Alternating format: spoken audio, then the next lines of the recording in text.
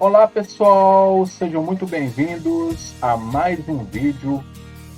Hoje nós vamos falar sobre a tranquilidade, mas antes de nós iniciarmos, eu gostaria de pedir a você, deixa aí o seu like, compartilhe essa mensagem para o maior número de pessoas que você conseguir e se inscreva aqui no nosso canal.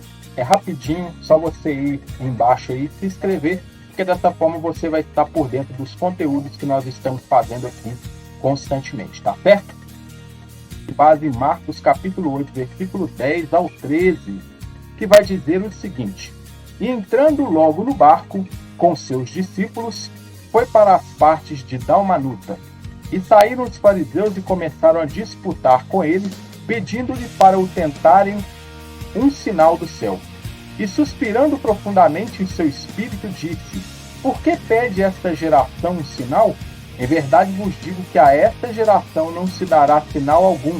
E deixando-os, tornou a entrar no barco e foi para o outro lado. Você veja que Jesus ele chegou no lugar, os fariseus queriam lhe caçar briga com ele, queriam lhe disputar com ele. A única resposta que ele deu é que ele não daria nenhum sinal. Ele voltou ali, entrou no barco e foi-se para o outro lado. Então é o interessante desse texto que mostra que Jesus ele não queria ali um conflito com os fariseus, como o contrário, né, que os fariseus queriam brigar com ele, queriam pôr em descrédito a sua reputação.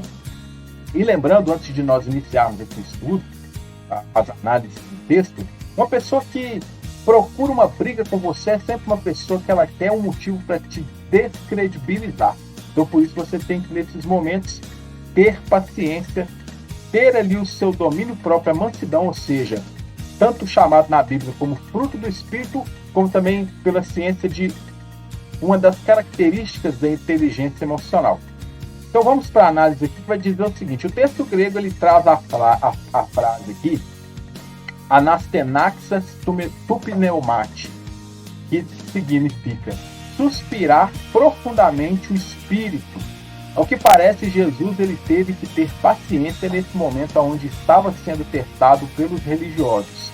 Os fariseus, diante de tudo que já estavam vendo que Jesus era capaz de fazer, pediram um sinal que é semeion, que é marca pela qual algo é conhecido, maravilha, milagre, tudo isso com o intuito de pôr Jesus à prova. Então, ou seja, os fariseus já sabiam de tudo que Jesus já vinha fazendo, curando os surdos, os mudos, curando as pessoas que estavam doentes, andando sobre o mar, fazendo os ventos se acalmarem em meio a uma tempestade. Em meio a tudo isso, em meio às parábolas contadas, os milagres vistos, eles ainda estavam ali provocando Jesus, procurando confusão para que eles tivessem um motivo para atacar Jesus. E Jesus ele nos mostra algo muito importante, que é o seguinte: nem sempre onde há confusão, temos que permanecer para solucioná-la, ou não precisamos provar nada a ninguém. Veja que Jesus, na posição de Filho de Deus, ele mandava os ventos ficarem quietos e isso ocorria. Fazia mudos falarem, cegos verem, surdos ouvirem, andava sobre o mar, tinha poder sobre as doenças e mesmo assim ainda tinha pessoas que duvidavam dele. Se duvidavam de Jesus, que estava realizando o maior ministério que o mundo já viu, e não acreditaram nele, imagina nós que estamos começando em um novo trabalho e empreendimento. Então olha só para você ver.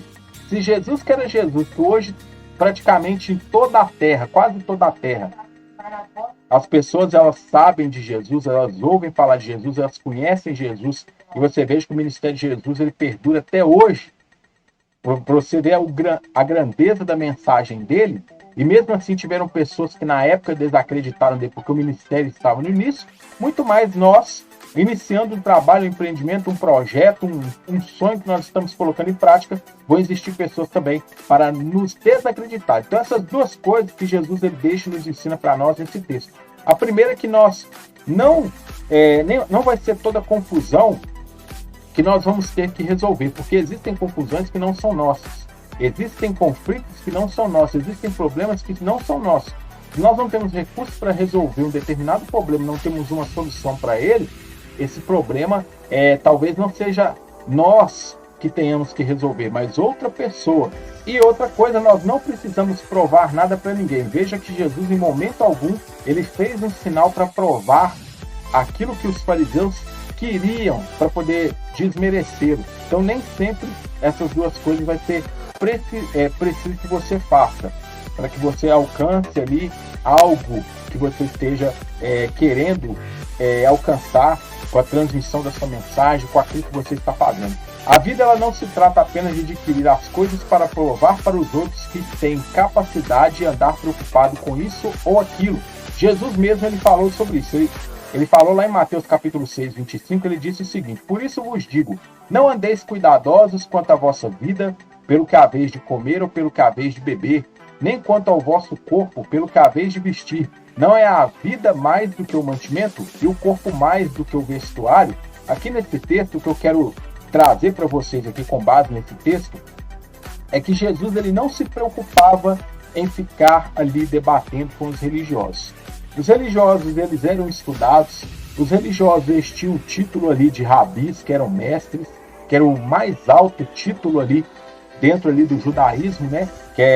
Eram proeminentes, se assentavam nas cadeiras ali de Moisés, quando Jesus fala, né, que eles tinham esse posto lá dentro do Sinédrio, né, que era o conselho lá desses líderes religiosos. Você veja que tinham todos um prestígio e estavam incomodados ali com Jesus, que estava começando o seu ministério, mas que, porém, começava com humildade e produzia muito mais resultado do que aquilo que ele pregava para as pessoas, ele pregava e praticava. Muito mais do que você pregar, transmitir uma mensagem, é você viver essa mensagem, é você praticar aquilo que você está transmitindo, porque isso te dá tanto autoridade, como te dá experiência também para explicar os mínimos detalhes de como o processo funciona e vai dar certo para outras pessoas também. Esse texto, onde a palavra ansiosos ela está aqui, não andeis cuidadosos, né, que nessa versão está cuidadosa, algumas versões trazem ansiosos, é a palavra merinate. A palavra merinate, ela significa ter ansiedade, estar ansioso, indevidamente preocupado, preocupar-se com alguma coisa. Então, ou seja, às vezes em meio a uma discussão, ou seja, esse momento ali que a pessoa está ansiosa, que a pessoa está ali naquele momento ali que é preocupando por como que ela vai resolver aquele problema, como que ela vai resolver aquela discussão. Nesse momento de discussão, o único caminho de saída dela, ou seja, às vezes, em meio a uma discussão, o único caminho de saída dessa discussão é voltar atrás pelo caminho no qual viemos, ou seja, o caminho da tranquilidade. Muitas das vezes, quando a gente está dentro de uma discussão, está dentro de algum conflito ali, de uma confusão que a gente não acha saída, talvez a única forma de nós sairmos dali é a tranquilidade na qual nós chegamos antes de entrar naquela discussão. Então, quando a pessoa está tranquila, ela consegue pensar com calma como agir diante de determinada situação.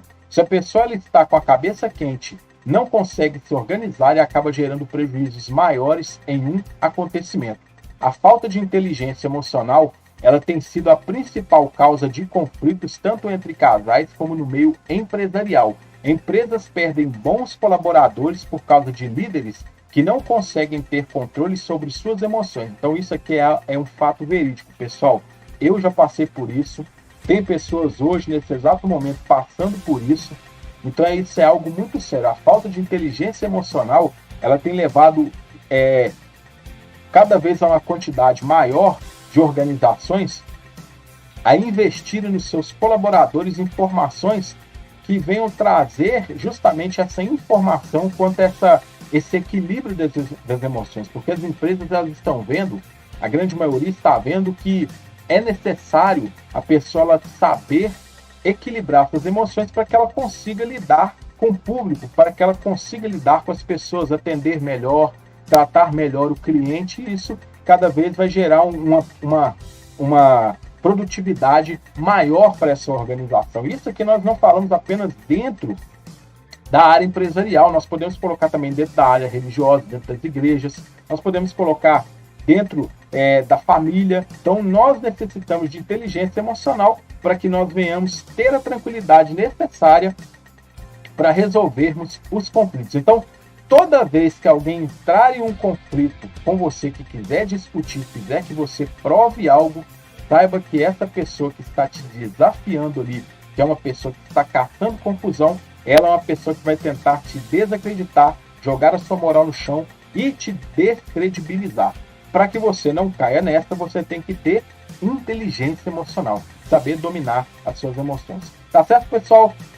Um grande abraço a todos vocês, sucesso. Não deixa aí de deixar nos comentários aí o que você tem achado desses vídeos. Um grande abraço e até a nossa próxima oportunidade.